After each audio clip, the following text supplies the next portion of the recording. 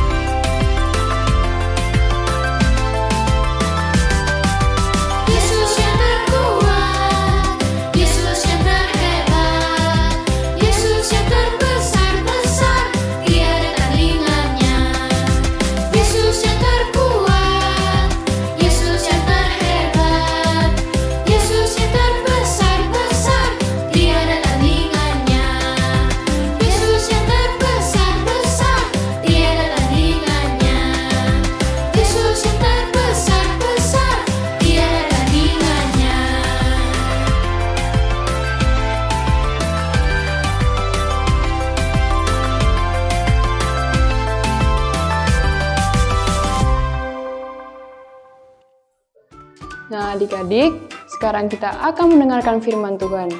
Duduk yang manis, mari kita mendengarkan firman Tuhan. Story time. Shalom adik-adik sekalian. Sebelum kita mulai cerita kita pada hari ini, mari kita bersama berdoa. Mari kita tutup mata, lipat tangan. Tuhan Yesus, terima kasih atas hari ini. Kami dapat bersama-sama kembali kepadamu. Bentar lagi kami akan mendengarkan firman-Mu. Berkati kami Tuhan, supaya kami dapat menerima firman-Mu dan menerapkan dalam kehidupan sehari-hari. Terima kasih ya Tuhan, dalam nama Tuhan Yesus kami berdoa. Amin. Adik-adik, mari kita bermain kuis sebelum memulai cerita hari ini. Quiz time. Apa buku yang paling terkenal di seluruh dunia? Apakah Alkitab, buku Disney, buku Marvel, atau Harry Potter? Ya, Alkitab adalah buku yang paling terkenal di dunia. Apa nama lain Alkitab? Buku cerita, buku peraturan, buku catatan, atau firman Allah? Ya, jawabannya adalah betul, firman Allah. Berapa buku dan surat yang terangkum dalam Alkitab? 1 buku, 15 buku, atau 30 buku dan surat, atau 66 buku dan surat? Ya, Alkitab adalah kumpulan dari banyaknya buku, kitab, dan surat. Ada 66 buku dan surat. Siapa yang menulis Alkitab? Orang-orang yang terpilih yang diilhami oleh Roh Kudus, atau Yusuf, atau Maria, atau Tuhan Yesus? Betul adik-adik, Alkitab ditulis oleh orang-orang terpilih yang diilhami oleh Roh Kudus. Mengapa kita percaya bahwa Alkitab itu benar? Apakah karena umurnya tua? Atau karena penulisnya banyak? Atau karena itu adalah pesan Allah kepada kita? Atau karena ceritanya bagus? Benar adik-adik, Alkitab benar karena itu pesan Allah kepada kita.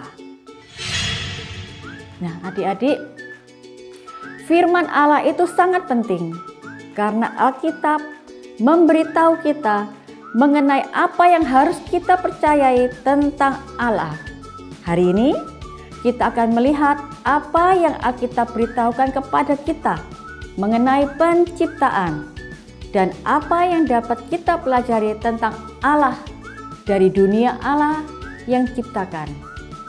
Nah, pelajaran Alkitab hari ini diambil dari kitab Kejadian, yaitu buku atau kitab pertama dalam Alkitab.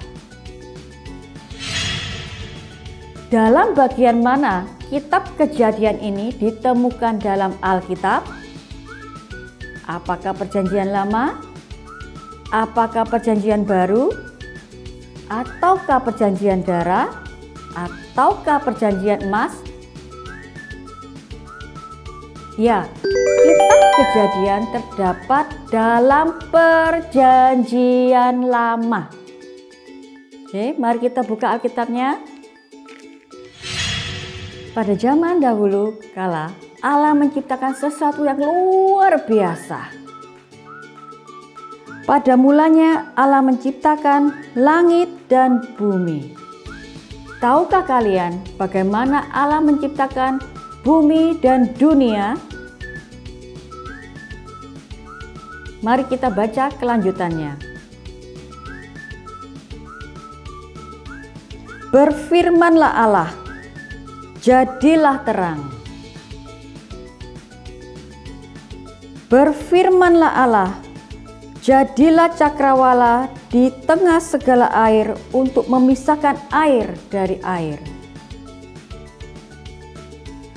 Berfirmanlah Allah, hendaklah segala air yang di bawah langit berkumpul pada satu tempat, sehingga kelihatan yang kering. Berfirmanlah Allah, hendaklah tanah menumbuhkan tunas-tunas muda, tumbuh-tumbuhan yang berbiji, segala jenis pohon buah-buahan yang menghasilkan buah yang berbiji, supaya ada tumbuh-tumbuhan di bumi. Berfirmanlah Allah, jadilah benda-benda penerang pada cakrawala untuk memisahkan siang dari malam. Berfirmanlah Allah, hendaklah dalam air berkeriapan makhluk yang hidup, dan hendaklah burung berterbangan di atas bumi melintasi cakrawala. Berfirmanlah Allah, hendaklah bumi mengeluarkan segala jenis makhluk yang hidup, ternak dan binatang melata, dan segala jenis binatang liar. Kita berulang-ulang mendengar perkataan, berfirmanlah Allah. Ketahuilah, Alkitab memberitahu kita bahwa Allah hanya berfirman atau berbicara saja. Itu cukup untuk menciptakan bumi. Apa yang dapat kita pelajari dari hari ini? Ya, firman Allah sangat berkuasa. Allah berfirman, dan dari dalam kegelapan keluarlah terang. Allah berfirman lagi, dan keluarlah gunung-gunung, lembah-lembah, sungai-sungai, lautan dan pantai yang berpasir. Allah memberi perintah lain, dan bumi mengeluarkan makhluk-makhluk hidup dari berbagai jenis. Domba yang sudah kenyang berbaring di padang rumput dekat aliran sungai. Rusa dan tupai menikmati hutan yang sejuk. Sementara harimau yang perkasa dan gajah yang besar menjelajahi rimba yang lebat. Allah terus berfirman sampai segala sesuatu tercipta, dan Allah melihat bahwa segala sesuatu yang telah Ia ciptakan itu baik. Akhirnya Allah berfirman, baiklah, kita menjadikan manusia menurut gambar dan rupa kita. Dan Allah menciptakan manusia dari debu tanah dan meniupkan nafas hidup ke dalamnya. Sementara itu, manusia itu tidur. Allah mengambil satu tulang rusuknya dan membuat perempuan yang pertama. Manusia, laki-laki dan perempuan adalah makhluk ciptaan yang paling indah dari semuanya. Mereka lebih baik ketimbang ikan, burung, dan hewan-hewan lain, karena mereka diciptakan menurut gambar dan rupa Allah sendiri. Mereka adalah jiwa-jiwa yang hidup. Mereka dapat mengenal dan mengasihi Tuhan. Mereka dapat memahami Allah jika Dia berbicara kepada mereka. Mereka juga dapat berbicara kepadanya. Nama laki-laki itu adalah Adam, dan nama perempuan itu adalah Hawa. Pada saat Adam dan Hawa melihat dunia yang indah yang telah Allah ciptakan, mereka belajar sesuatu tentang kebijaksanaan Allah, kuasanya, kebaikannya, dan keindahannya dari semua yang telah Dia ciptakan. Jika kita melihat dunia yang Allah buat, kita juga dapat belajar tentang Dia. Nah adik-adik, mari kita melihat tangan kita. Betapa bijaksananya pikiran Allah ketika Ia membuat tanganmu, sehingga kamu dapat mengambil buku atau memegang pensil. Lihatlah baik-baik mata teman di sampingmu atau matamu di cermin. Allah meletakkan semua bagian kecil bersama sehingga kita dapat melihat. Bukankah Allah itu sangat bijaksana? Pada saat kalian melihat gunung-gunung yang tinggi, pohon-pohon yang tinggi, semuanya menunjukkan kebesaran dan kehebatan Allah. Semuanya menunjukkan kuasa Allah. Perhatikan bagaimana cara Allah menunjukkan kebaikannya kepada ciptaan-ciptaannya. Ia menyediakan biji-bijian untuk makanan burung-burung, kacang untuk bajing, dan padang rumput untuk sapi. Bayangkan bunga-bunga yang indah dan warna-warna yang cemerlang dari daun-daun di musim gugur. Warna yang cemerlang dari kupu-kupu. Semua menceritakan kepada kita bahwa Allah kita adalah Allah keindahan. Ya, pada waktu kita melihat di sekeliling kita mempelajari tentang Allah kita yang mengagumkan. Alkitab telah memberitahu kita mengenai hal ini. Mazmur 19 ayat 2 berkata, "Langit menceritakan kemuliaan Allah dan cakrawala memberitakan pekerjaan tangannya." Kita memuji Allah karena dunia yang Ia ciptakan menceritakan sesuatu tentang Dia kepada kita. Dan kita berterima kasih kepadanya karena memberi kita firman-Nya. Firman Tuhan memberitahu kita tentang dunia yang telah Tuhan ciptakan dan tentang diri kita sendiri. Hanya di dalam firman Allah, kita dapat sepenuhnya belajar tentang Allah yang kita percayai dan tentang cara mengasihi dan menaati Allah. Memory verse. Minggu ini, ayat hafalan kita terambil dari Mazmur 119 ayat 18. Mari kita bacakan bersama sebanyak 3 kali. Mazmur 119 ayat 18. Singkapkanlah mataku supaya aku memandang keajaiban-keajaiban dari Taurat-Mu. Mazmur 119 ayat 18. Singkapkanlah mataku supaya aku memandang keajaiban-keajaiban dari Taurat-Mu. Mazmur 119 ayat 18. Singkapkanlah mataku supaya aku memandang keajaiban-keajaiban dari Taurat-Mu. Firman Allah berisi kebenaran-kebenaran yang mengagumkan. Allah ingin kita mengetahui kebenaran-kebenaran tersebut. Ia ingin kita belajar mengenai Dia, dan Ia ingin kita mempelajari tentang rencananya bagi hidup kita. Nah, adik-adik, mari kita berdoa bersama. Matanya ditutup, tangannya dilipat. Tuhan Yesus, terima kasih atas hari ini. Kami sudah mendengarkan firman-Mu. Kami mengucap syukur dan terima kasih atas semua ciptaan yang telah Engkau berikan pada kami. Atas terang, langit, binatang, dan tumbuhan, semuanya. Kami mengucapkan terima kasih kepadamu ya Tuhan. Tuhan, ajar kami, bimbing kami supaya kami dapat merawat dan memelihara semua ciptaan-Mu.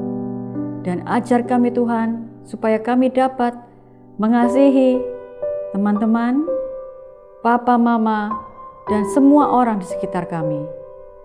Terima kasih Tuhan, kiranya Engkau selalu membimbing kami.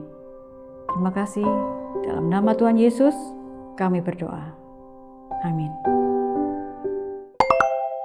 Got questions? Kak, apa maksudnya penulis Alkitab diilhami oleh Roh Kudus? Adik-adik, pernyataan Alkitab diilhami oleh Roh Kudus merujuk kepada kenyataan bahwa Allah telah mempengaruhi secara ilahi penulis-penulis Alkitab. Sehingga apa yang mereka tuliskan benar-benar adalah firman Tuhan. Dalam firman Tuhan, perkataan diilhami berarti diberi nafas oleh Tuhan. Hal ini membuat Alkitab itu sangat unik dibandingkan semua kitab-kitab yang ada di dunia ini. 2 Timotius 3 ayat 16-17 mengatakan, segala tulisan yang diilhamkan Allah memang bermanfaat untuk mengajar, untuk menyatakan kesalahan, dan untuk memperbaiki kelakuan, dan untuk mendidik orang dalam kebenaran. Dengan demikian, tiap-tiap manusia kepunyaan Allah diperlengkapi untuk setiap perbuatan baik. Ayat-ayat ini mengatakan kepada kita bahwa Tuhan telah mengilhamkan semua firman Tuhan dan semua itu bermanfaat untuk kita. Jadi, Alkitab bukan hanya mengaku telah diilhamkan oleh Tuhan, tetapi juga mempunyai kemampuan yang luar biasa untuk mengubah dan menjadikan hidup kita lengkap. Song of the month. Yay!